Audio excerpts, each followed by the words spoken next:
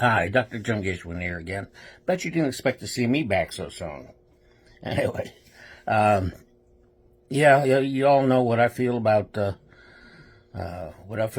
being on the brink of World War III. You already know what I feel about the hostility here in the United States and the standoff down in Texas. 25 American states supplying and helping the Texas governor.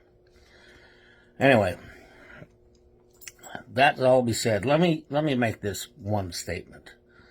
When I'm a history person, okay, and I'm a constitutionalist, and when I sit there and see things happening, and I see things that have happened in history, I try and connect the dots, which you should be doing if you at least had American and world history in high school.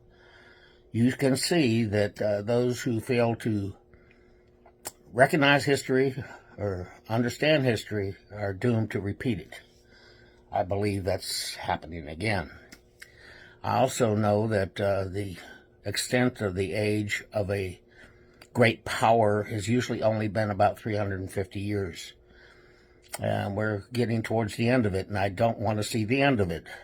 And I never proposed any violence to anyone. I never proposed a war. I never proposed that we attack someone. What's going on right now, I know, you guys tell me, what is a soft war? I just heard this. Some thinking head sat there and was asked, are we at war with Iran now? And he says, I believe we're in a soft war. Now, throughout my lifetime, we've had proxy wars, okay? We've had the Cold War. We've had a few hot wars, okay? I've never heard of a soft war.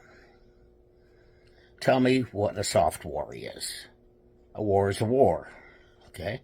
We've been in economic war with China for 3 to 4 to 5 years, or maybe even a decade, okay? We know what their purpose is. Their purpose is to supplant the American dollar as the world currency, reserve currency, with their own currency. And they're doing that, at least with a couple countries in South America now. They're replacing the petrodollar. Boy, I'll tell you. And then we got these bozos sitting there saying, well, what about the president's ability to respond and make them hurt? And then they sit there and say, well, we need the War Powers Act.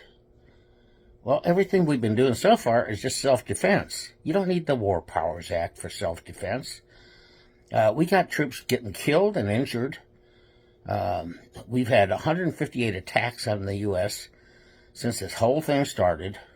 Most of it down there by the Houthi rebels in Yemen that are backed by Iran. We've intercepted at least one arms shipment from Iran to them. We've recaptured a captured ship that they had captured. We've lost SEALs, and today we lost 3 more servicemen, 25 injured. We have thousands of troops in Jordan, southern Syria, Iraq. If we attack Iran, and we do it something to where it hurts, like they say. And it should, my experience in the Pentagon and my experience in life says that it should be at least 70 hours after the incident. Because sometimes, it's like when you spank your child or discipline your child and you do it 2 days later, they've forgotten what the heck you're disciplining them for. Anyway, it's the same kind of mindset. They're not children. They're grown men, nasty men, but same concept, Do it soon enough to where they draw the correlation to you do this and we'll do this, okay? The only trouble with that is there'll be simultaneously attacks on about 10, 15 of our installations in the Middle East. And one expert got on today and said that we don't have the ability to defend against these kamikaze drone attacks and other attacks simultaneously, because they said they would do it simultaneously. In other words, everyone at once. Okay, that's a scary situation. That puts our troops in danger. But we still do have to retaliate somehow. This being the soft war. Anyway, I just had to come in and explain some of this to you from my perspective, from my history in the Pentagon, and from my history as a career intelligence specialist. Okay? That's the way I see it now. We've actually been at war with Iran.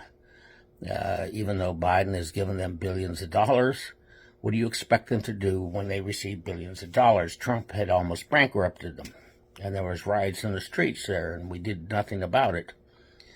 We could have helped those rioters in the streets overthrow Iran pretty quickly back during the Trump administration. But we ignored that. So much for our CIA. Well, I'm going to leave you and just let you ponder what's going on. Some people say there will be a draft. I have to tell my students this stuff. There's a draft coming. Okay? They already know that they have to go down at 18 and register for selective service. So I said, but that's not the draft. Congress has to pass a draft. We haven't had a draft since the late 70s. When I went in, we had a guy that was drafted that had gotten out of cerebral palsy crutches a year earlier. He tried and tried to get through Marine boot camp, but by God, he was a persistent little cuss. Couldn't bend his knees. Rifle range, he'd throw himself flat down in his face. It was a good shot. But because he couldn't get into a kneeling position, they flunked him. And he was always about 5 yards behind us during the 3-mile run. But he was making it. I always think about that when I think about a draft. Who wants to go into our woke military now? I mean, the Biden administration's made it so woke. You know, that's why they're having recruiting problems. This guy put up some transvestite in an army recruiting ad, for God's sake. I mean, who's going to do it? Luckily, I got 2 grandsons in the service, one in the Navy, one in the Army Air Force Special Ops, and I'm proud of them both. But if I had my druthers, they wouldn't be in. Anyway, as a veteran, that's a bad thing to say, isn't it? Anyway, I'll let you go. God bless you all, and let's pray that this doesn't get worse. It's getting worse by the day. We need God's help. Prayers, guys. Take care.